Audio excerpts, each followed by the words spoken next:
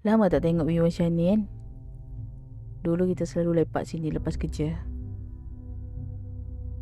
Aku dah lama tinggalkan semua tu, Fila. Aku ada kerja terakhir. Mudah je Jo. Lepas ni kita dua boleh pencen sama-sama.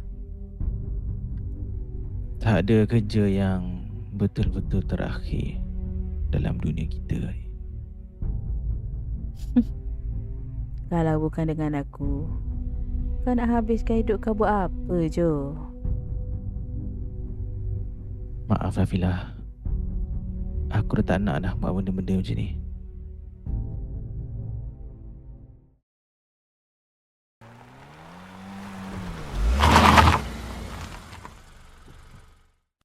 Aku tak faham dengan kau Jo. Dulu engkau yang paling kejam antara kita ni. Sekarang kau acah-acah baik pula Mungkin sebab tu aku sedar dulu. Sebenarnya kerja kita malam ni, target dia engkau Jo.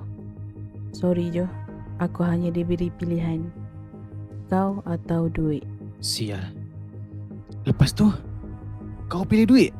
Aku pilih hidup aku Jo.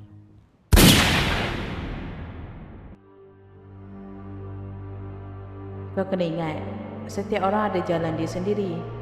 Kalau kau pilih jalan keluar, aku kekal dalam kegelapan. Maafkan aku, Fila. Aku pun ada jalan yang aku kena hadap.